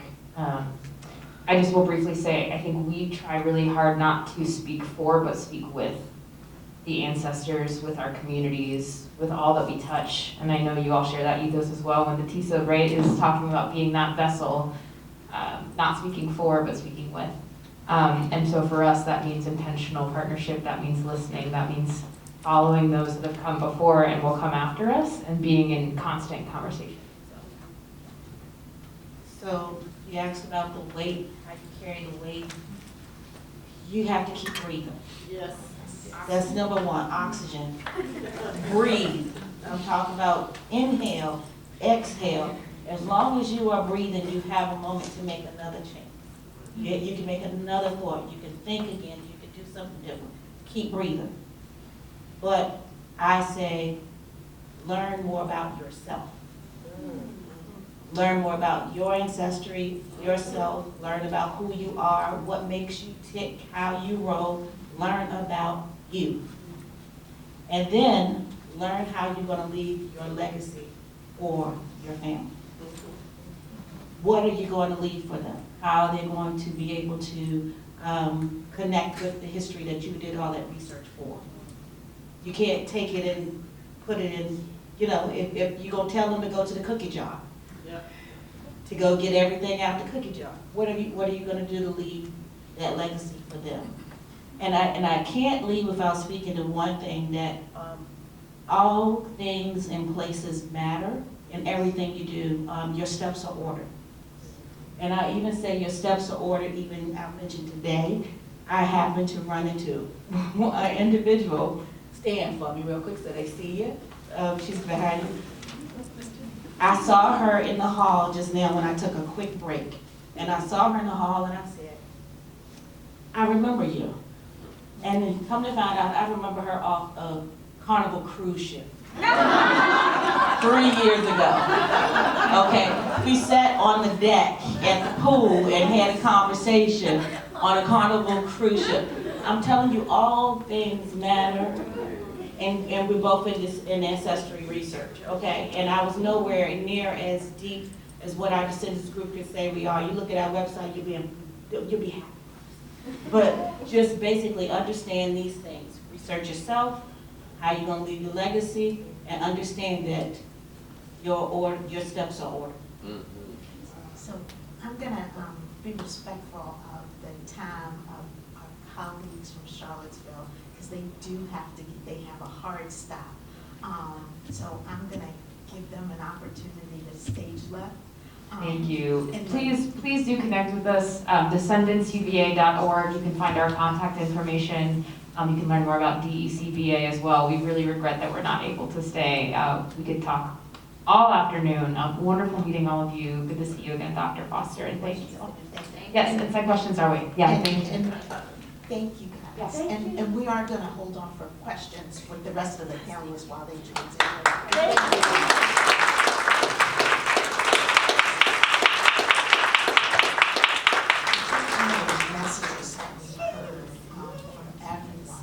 truly was the importance of working together. And before we go into questions from the audience, I just want to share an African proverb, which I hope, if you have not heard it before, that you will carry it in your heart, because this is important for supporting the work of the descendant communities.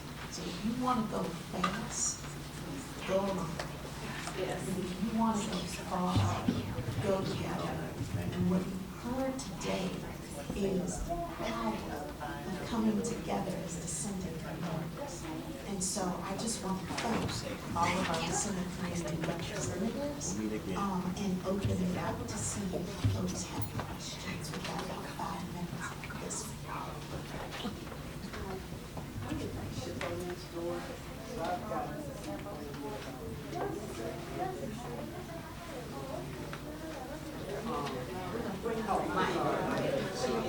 You have a soft voice, but I got a feeling of what you got to say.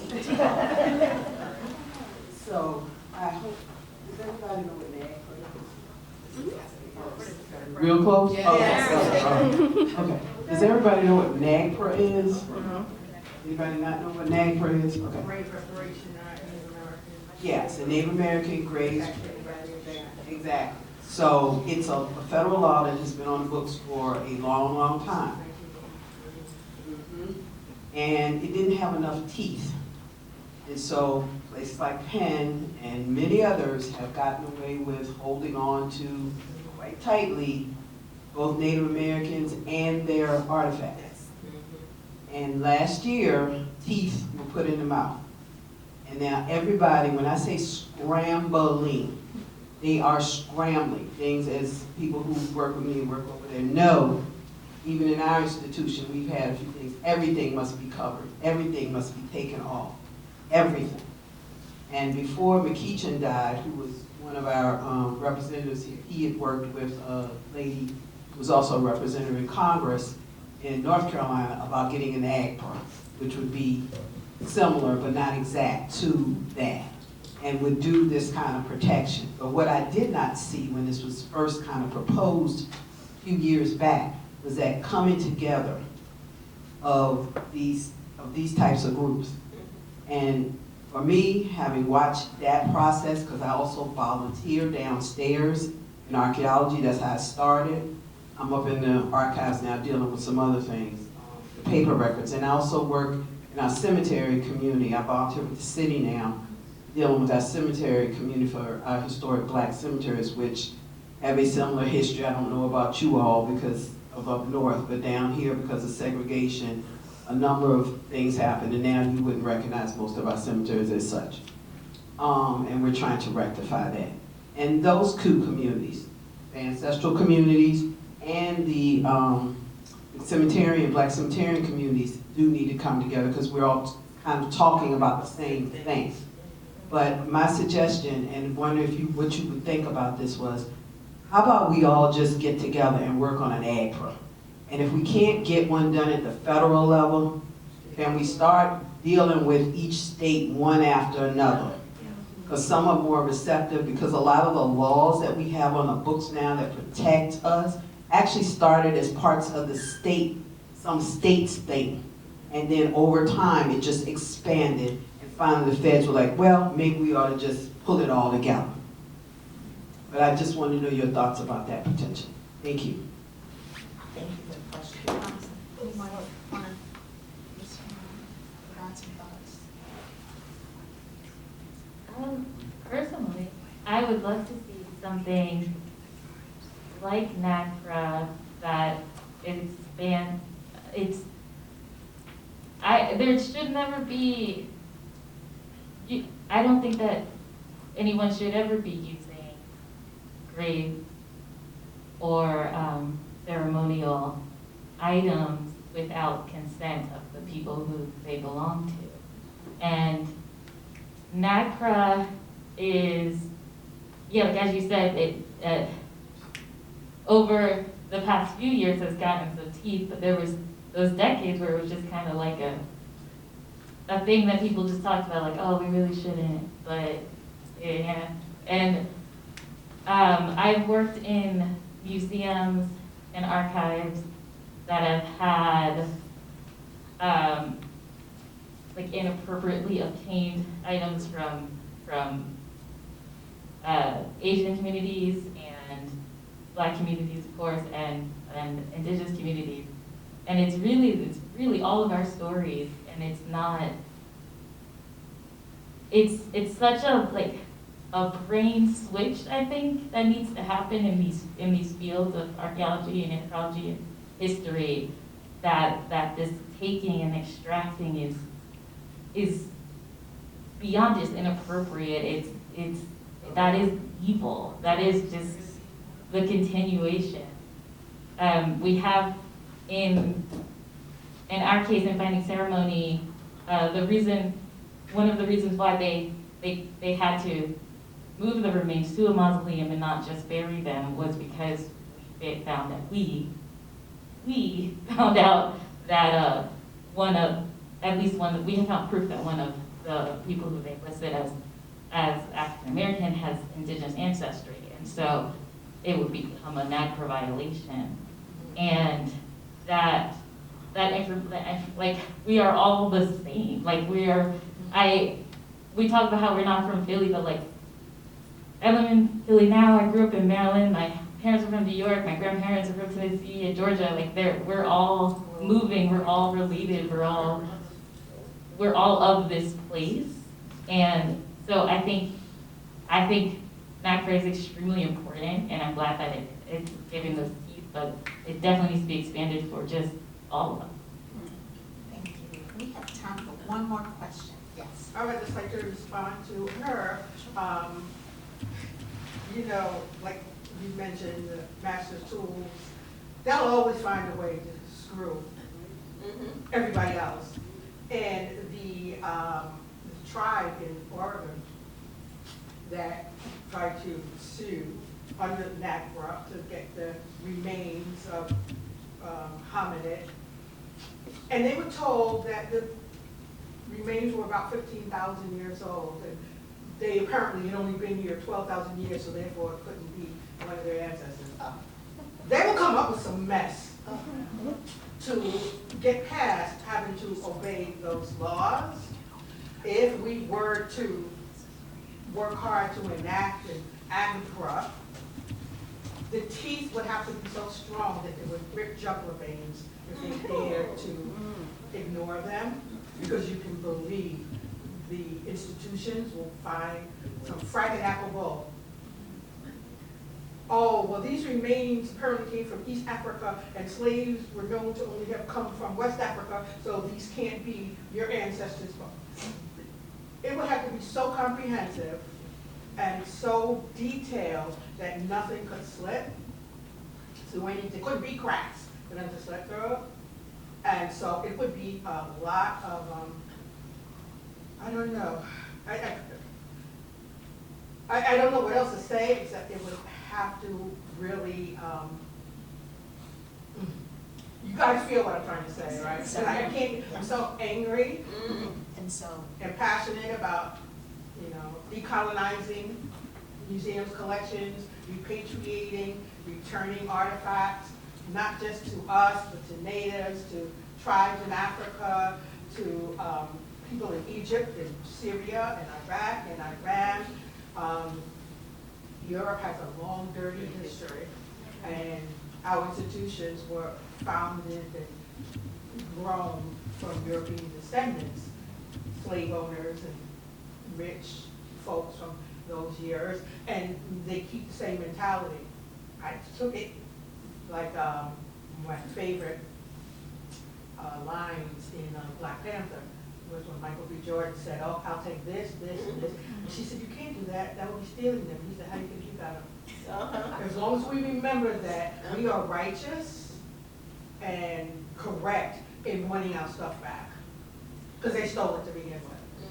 So I want to thank you, because I think you have brought us to the place of really reflecting on the great comments that we've heard today. And I want to end where I started, and lifting up the importance of not only the formalized descendant communities, but each of you in this room who is a descendant.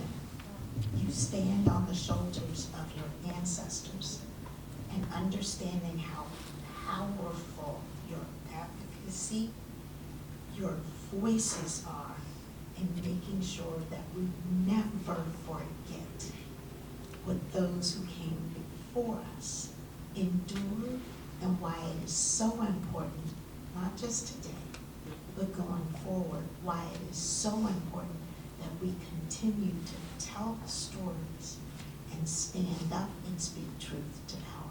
So I want to thank you. Please join me in thanking our panelists. Thank you all. I see I have 10 minutes. I'll be honest, it's not going to take me 10 minutes. When I originally agreed to do this, I was really optimistic that we would have some PowerPoints of designs that we wanted to share with community members for the space that we selected for internment. Unfortunately, we're not quite ready to present those designs yet, but I can say that we've had several conversations with the FRC, who you've heard from earlier. They've had an opportunity to give their feedback and make refinements on those designs. And so where we are now, those designs are in their final revisions with a local architectural firm. They are also going to cost out what the price to inter at the site that we selected will be. And so we're looking forward to getting that cost back. I heard Sheryl say something earlier that resonates with me. It'll be really important that we have everyone in here show up when the time is right. And also, when you tell your friends about it as well. I'm not sure how much it's gonna cost, but I imagine that there may come a time where we need to be reminded how important this work is. And so I'm remiss that I didn't have an opportunity to hear the great conversation that was going on today. I double booked myself. I ran the 10K this morning.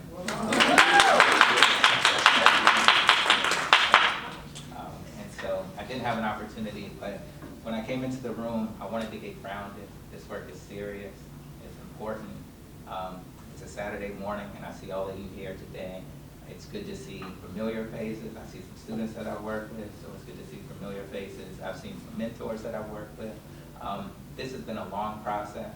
I see my first supervisor in here who started this process, so I'm really looking forward to being able to wrap it up. With that said, when we do have those designs ready for public consumption, we are going to post it to our website. We will reach out. I'm going to look at Chris and hope that she will share that information with all of you. But we will share the message far and wide. We're going to have a series of community engaged feedback conversations. And then after we get to that step, we have an opportunity to welcome a new colleague, Stephanie Rizzi, who's in the room. Wave her hand. She's going to lead our memorialization efforts when we switch from interment towards the broader memorialization efforts. Some of you all may have heard of Project Gabriel. She's leading that initiative. And so we're really excited kind of where we are. And we know that it's taken a long time, but we've been deliberate and intentional. And I personally feel like we're going to be really happy with the final outcome. That's all I have. Do you have a question? Yeah, let me fill out this question before you leave. And it's for anybody from ECU that's connected to this project. As I sit here today and listen, you know, I can't help but think of, back to the original statement that someone made, we are our history. So it's not just what happened in the past. How do you or anyone else foresee, how do we connect this to current day practices? Because the methods may be different, but some of the outcomes are the same in terms of the psychological, medical impact on individuals receiving care, right? Whether it's VCU or other institutions. So there's, you know, doctors that may not have, in my day, proper bedside manner. Right. Doctors who may not be open to listening to their patients. I mean, the legacy or the, back to the DR, respect, what's the first part of DR? Dignity and respect. You know, that's missing a lot of times. So anyway, so how do you foresee what you're doing here? how can that inform? And in this case, I'll use VCU. Right. But we know it happens in many other medical institutions where budgets become a big deal. The more money we make is a big deal. Less time with patients and all that kind of stuff becomes a big deal. How do we ensure that this informs practice? So I can give you some discrete answer. I've learned my lesson over the years not to talk about things that I don't know. So when it comes to, I'm serious. So when it comes to medical, the medical side of VCU, I'm not as well versed in that. What I can say is that our medical students have been involved with the East Marshall Street Well Project, and they took it upon themselves to have ceremonies before they do their cadaver research. They have been engaged in quite a few of our activities. We also have opportunities to go share this story, the East Marshall Street Well Project story, with various students at various levels in their education, particularly with early year medical students. We also have the Humanities Research Center, which puts on these types of symposiums and other things. We also have a history and health group on the VCU Health side that talks about these stories and others. In community engagement, we offer courses that talk about this as well. When we think about when we move forward from internment, a large part of what that next process is going to be is the memorialization efforts.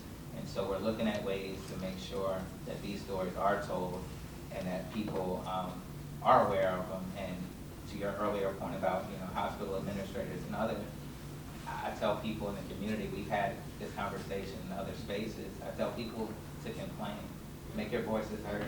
I think a lot of times people experience these things and they don't report it and it doesn't go anywhere. And look at this room, there's only been so many people in here listening to this lecture, if you will. Yeah. And how many more are out there just going along, you know? Right. So I'm saying that, anyway, it's not your, I mean, I'm not trying to put you on. I understand where I sit. Yeah. This is, I understand. Sheryl, go ahead. Sure, and I'd like to address that because I think it's a critical question. And I've got my colleagues Ann Massey and Logan Betrovic in the room.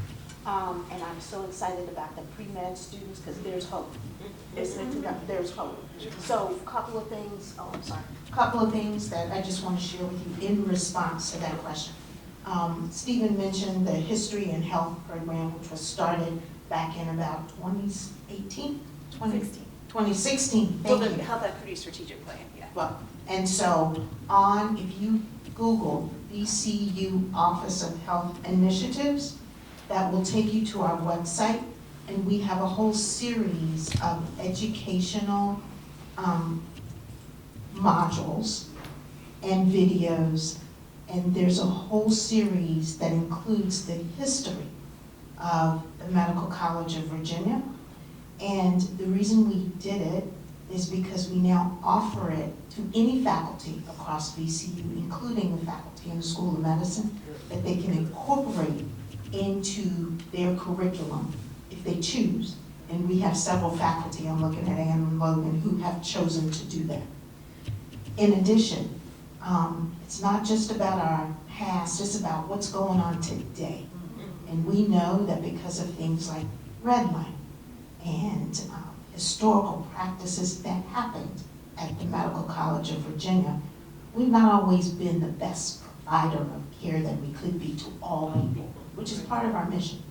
And so today, we are spending a great deal of effort helping our trainees, our new doctors who are residents, understand the social drivers of health in the communities of the people that we serve today.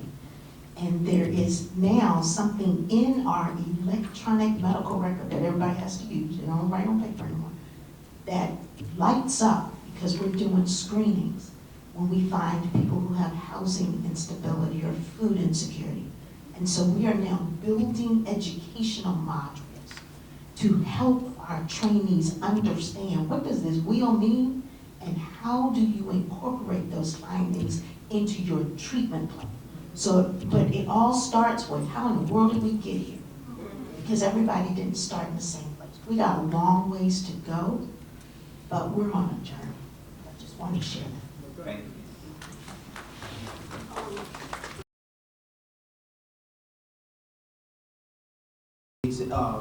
The building is still there. And we know from stuff that you all have documented, plus things that others like myself have documented, that many of the bodies came from that area. I mean, there was a doctor parked there with his assistants waiting for people. They were to care for people.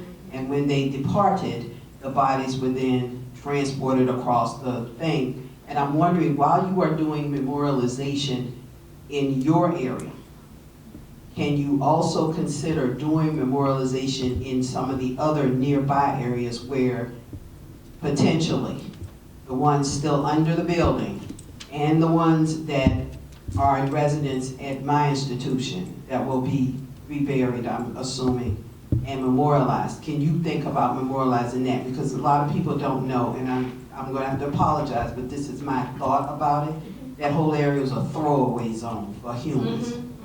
And it just was. And I don't want you to deal with all the parts because a lot of it isn't yours, but that part is. And to memorialize that area for what it was. Because it's they're about to lay down on there again with gentrification. And once that happens, so just asking if that is something y'all could consider. So we have an interment site selected. How we actually memorialize that interment site is still up for conversation. And so we've had conversations about what do we do with the walls in that space? What do we do with the signage in that space? We've been very intentional about how do we connect this story to a larger and broader story when we see what happened in Chaco Bottom to other places that you're talking about. So yes, we can definitely consider that. I would be lying if I said that we have not, but I'm hearing it now, and we haven't gotten that far in the process yet. So yes, we can consider that. Thank you. Thank you.